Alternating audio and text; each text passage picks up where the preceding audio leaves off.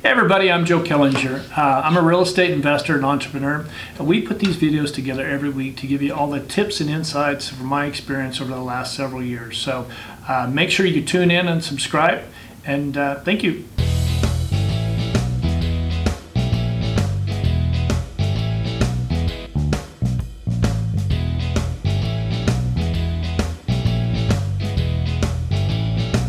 Hey everybody, thank you for tuning in. We've got a really hot topic I want to talk about today, and that is off-market deals, how to find them. And I brought in a friend of mine, Sturai Yusufi. She's with Commercial Brokers International in Los Angeles. You've seen Sturai on this channel before. So Sturai, thank you for coming in again. Thank you for having me. It's a great distance, I know, about... So long. I know. Such a good maybe 60 feet, something like that. Long drive. But in LA, that could take an hour and a half. All right, off-market deals. You know, I get so many people that reach out, that come through the YouTube channel or on the website and ask, how do I find off-market deals? And I mean, it's almost daily. And, you know, I ask them why they're looking for off-market deals. And these aren't brokers, obviously, clients. These are people that want to buy investment property. So I thought it'd be a great idea to put this video together. And, you know, first of all, I guess, can you explain what an off-market deal is to you? Sure. That is typically a property that is not readily available in the listing platforms like, of course, CoStar and LoopNet on the commercial side, and on the more residential property, the MLS and Zillow and exactly. all of them, hotbeds. Yeah. So. Yeah, it really, you know, I think the term has been used, spread out to where it's very loose anymore. But, you know, it's something that, you know, I think people still think that they're going to get a better deal if they get an off-market deal. And that's not necessarily the case from what I see.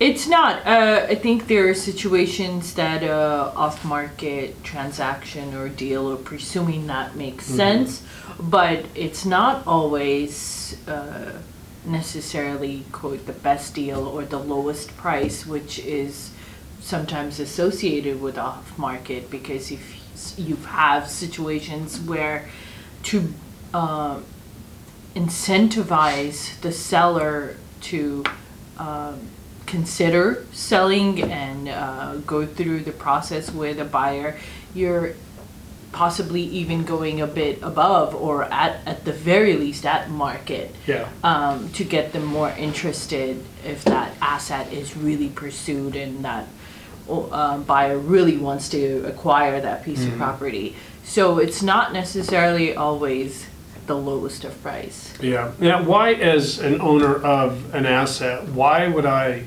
not want to put it on the open market?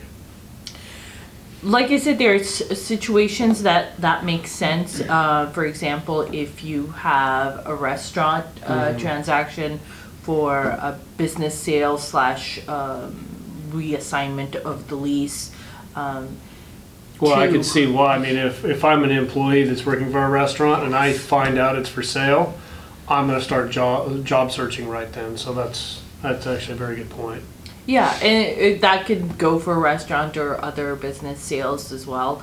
And also to maintain a continuity of that service within that location. It makes sense because that transaction can happen at any point. Sometimes owners don't want all of their information out there in terms of what's happening with their investment properties, and they prefer to have that transaction take place off market and more discreetly with disclosures in place. So as an agent, you know, if I'm an owner and I think that here's an agent I've used for a lot of years, they'll just get it sold for me. They'll have access and they'll have a big enough email list or outreach to be able to get this property sold at market value. Yes, that's also typically when off-market deals make most sense, is that if you work within a specific area and you know the owners well, you know that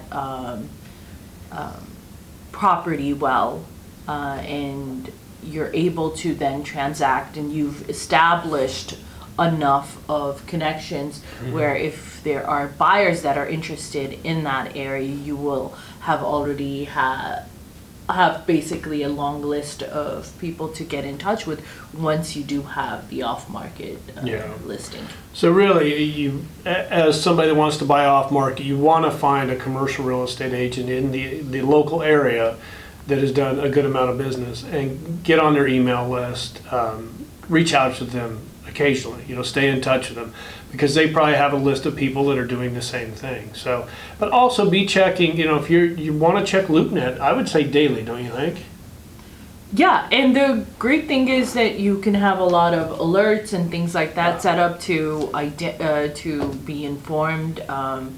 The more regularly you look at the market and what is available, you're just more informed when you do have an off-market transaction come in. Because like I said, sometimes it is well above market. Right. So you want to make sure that you're going through the process informed, whether it's you or with your agent. Yeah, I was looking at Commercial Brokers International numbers for off-market deals, and it looks like everything that is transacted through the last quarter of 2019 that was off-market through CBI was at or above market. So yes. I don't necessarily think you're getting the best deals. So I want to tell you how you can go out and possibly find those deals. And it's going to take a lot of work. I mean, you're not, if you're really serious about it, this is a business you want to go after. This is some ideas of what you're going to have to do. You're going to have to identify a niche, know what asset class you're looking at, know what area you want to be in, and then you need to call the owners of those properties. And again, if it's going to be multifamily, call on the multifamily owner. If it's going to be retail, call on retail owner's office, the whole thing. So public tax records, be checking that regularly. Know if somebody's, there's going to be a tax sale coming up. Always good to go to follow. Public auctions, and if you want to create bank contacts or bank and credit union contacts, and get to know those people and say, listen, if you have something that comes in, you guys are going to be selling, you're going to be listing with an agent, because more often than not, they'll go ahead and list it with an agent. They don't sell it directly. They're not going to give you any information on the property, but make sure that you're looking for public auctions from banks and credit unions. Stay on top of that. Something that is probably the easiest and most just the whole process can be very easy, is to get on social networks and create ads and target property owners in those areas. I mean, I know Facebook is a great tool that you can really do that on, but that's something that a lot of people don't do. So, but probably the number one thing is hire an experienced commercial real estate agent. I mean, it brings a lot to the table. If you do all of this and hire a commercial real estate agent, you're going to want to make sure that they need to be experienced in the area that you're looking, preferably in the asset class too. So do those things. You're going to find you'll find off-market deals a lot faster and hopefully at a better price. But Sturai, is there anything else in closing that you'd like any tips for them?